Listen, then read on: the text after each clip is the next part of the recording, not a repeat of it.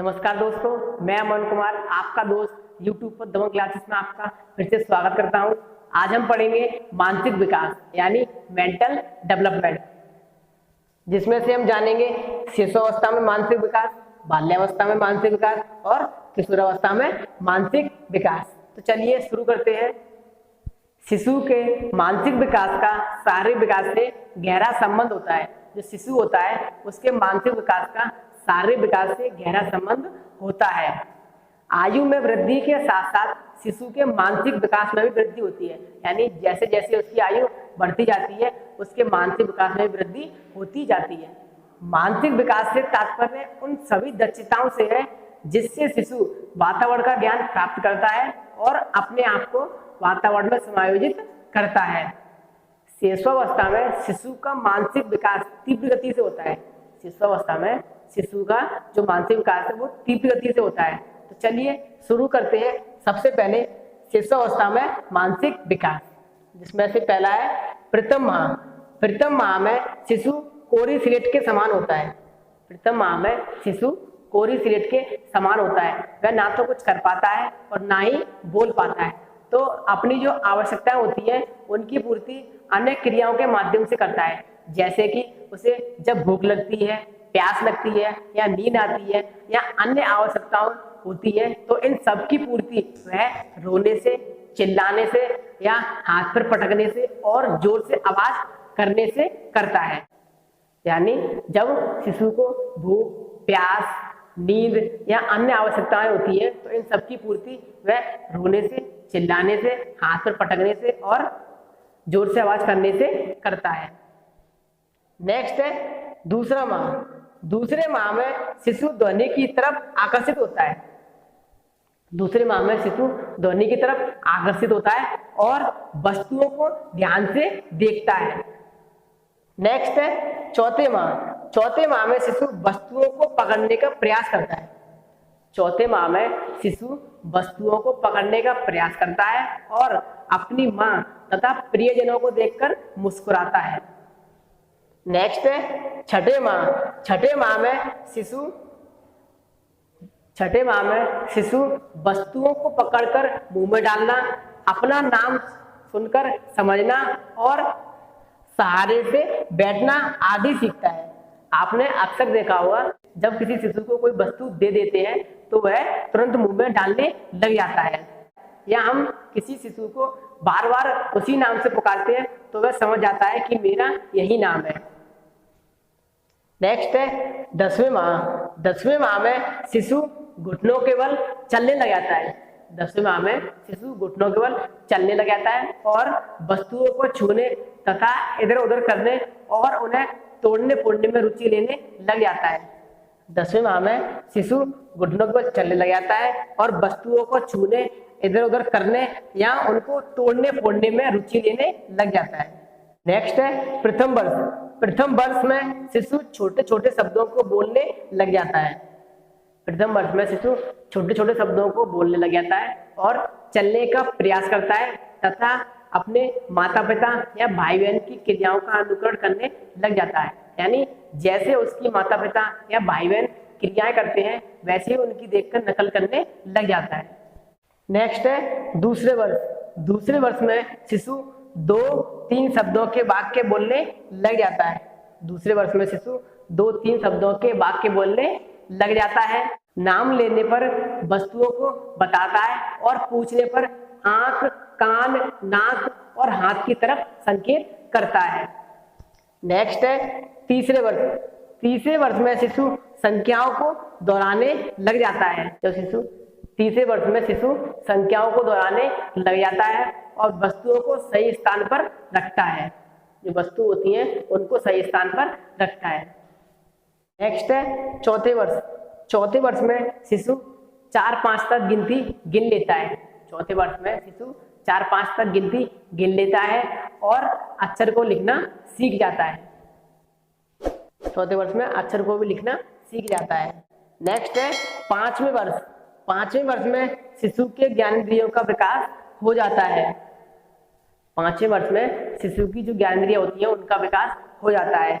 जैसे कि ठंडी गर्म वस्तुओं का ज्ञान, लाल हरा रंग बताना या हल्का भारी वस्तुओं का ज्ञान होना, इन सब के बारे में उसे ज्ञान हो जाता है कि कौन सी वस्तु गर्म है, कौन सी वस्तु ठंडी है, और या फिर किस वस्तु का रंग कौन सा है और कौन सी वस्तु हल्की है, कौन सी वस्तु भारी है, इन सब का ज्ञान उसे हो जाता है।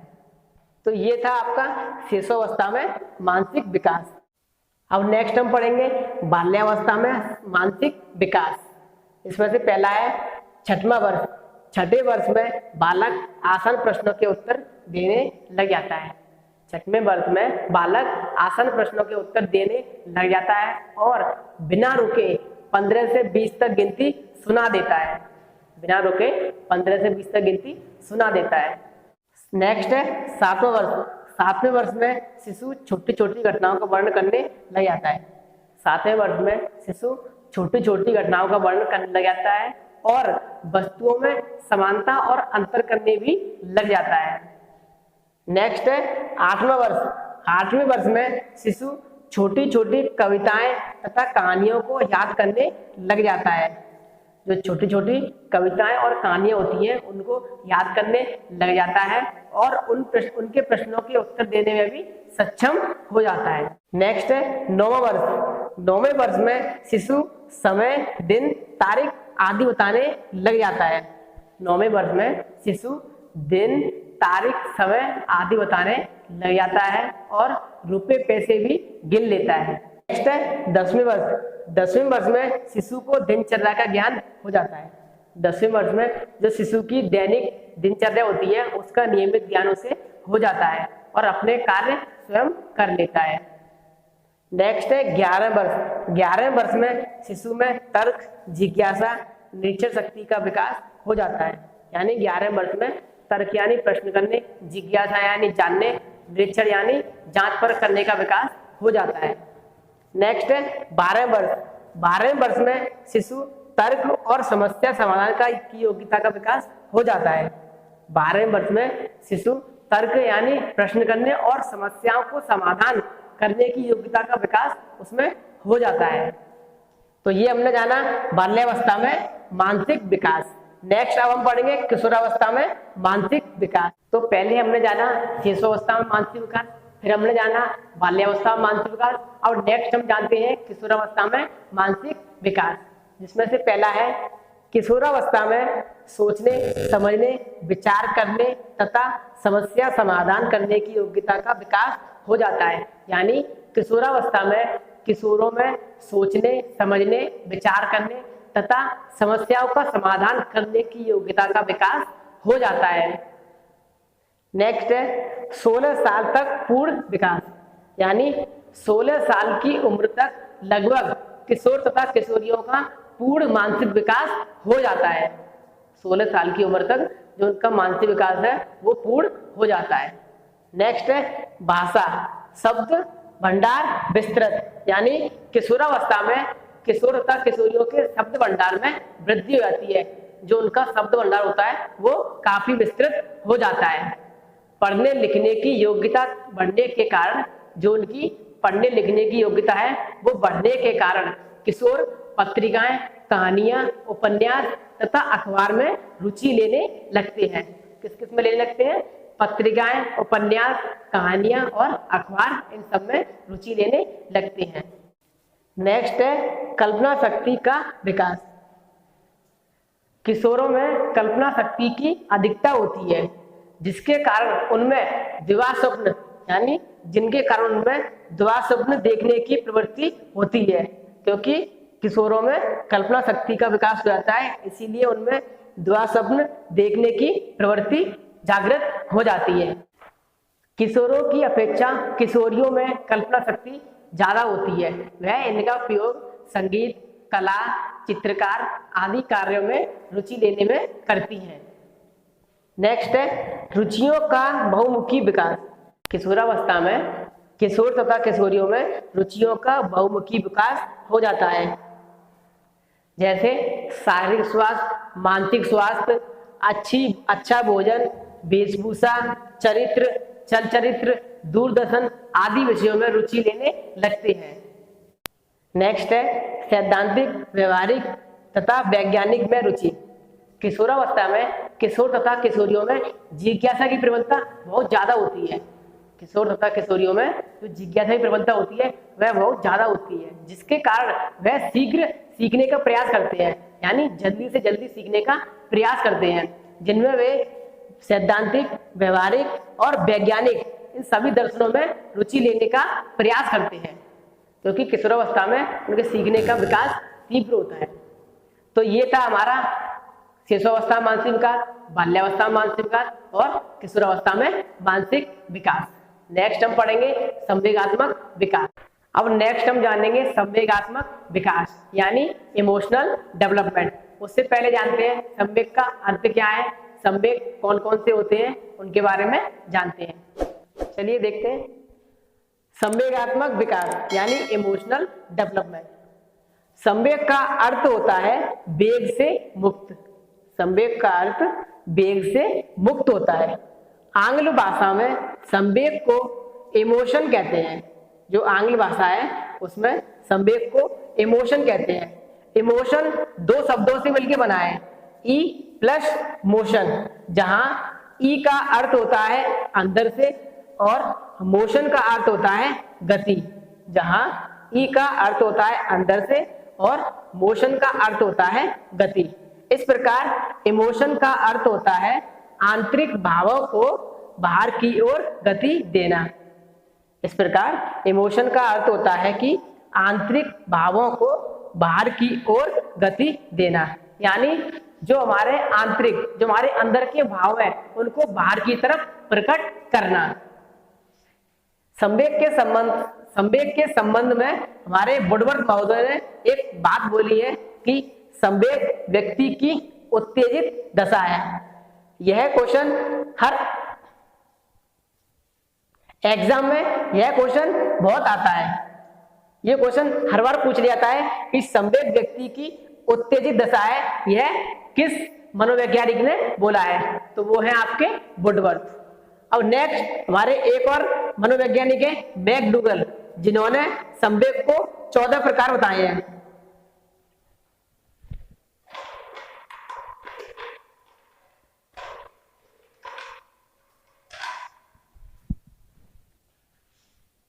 संवेग के बारे में हमारे एक मनोवैज्ञानिक हैं वुडवर्थ, उन्होंने कुछ।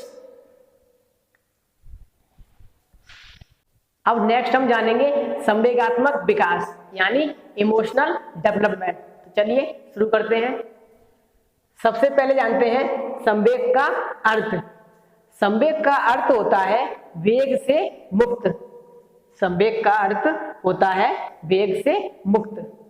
आंग्ल भाषा में संवेग को इमोशन कहते हैं। आंग्ल भाषा में संवेग को इमोशन कहते हैं। इमोशन दो शब्द से मिलकर बना है। जो इमोशन है वो दो शब्द से मिलकर बना है, ई प्लस मोशन, जहां ई का अर्थ होता है अंदर से और मोशन का अर्थ होता है गति। इस प्रकार इमोशन का अर्थ होता है आंतरिक भावों को बाहर की ओर गति देना। इस प्रकार इमोशन का अर्थ होता है आंतरिक भावों को बाहर की ओर गति देना, यानी जो हमारे आंतरिक, जो हमारे अंदर के भाव होते हैं उनको बाहर की तरफ प्रकट करना। अब नेक्स्ट है हमारे एक मनोवैज्ञानिक है वुडवर्थ, जिन्होंने संवेग के बारे में एक कथन कहा है कि संवेग व्यक्ति की उत्तेजित दशा है। संवेग व्यक्ति की उत्तेजित दशा है। एग्जाम में यह कथन हर बार पूछ लिया जाता है कि संवेग व्यक्ति की उत्तेजित दशा है, यह कथन किस मनोवैज्ञानिक ने कहा है, तो वो है आपके वुडवर्थ। नेक्स्ट हमारे एक और मनोवैज्ञानिक है मैकडूगल। इन्होंने संवेग के 14 प्रकार बताए हैं। जो संवेग होते हैं वो 14 प्रकार के होते हैं। किसने बताए? मैकडूगल ने, जो कि मैंने आपके सामने लिख रखे हैं। कौन कौन से 14 संवेग हैं जानते हैं। पहला है भय, घृणा, क्रोध, वात्सल्य, करुणा, कामुकता, आश्चर्य, आत्महीनता, आत्म अभिमान, एकाकीपन, भूख, अधिकार, कृतिभाव और आमोद। ये 14 संवेग होते हैं जो व्यक्ति में पाए जाते हैं। तो हमने जाना संवेग के अर्थ के बारे में, इमोशन के अर्थ के बारे में और कौन कौन से संवेग होते हैं उनके बारे में जाना।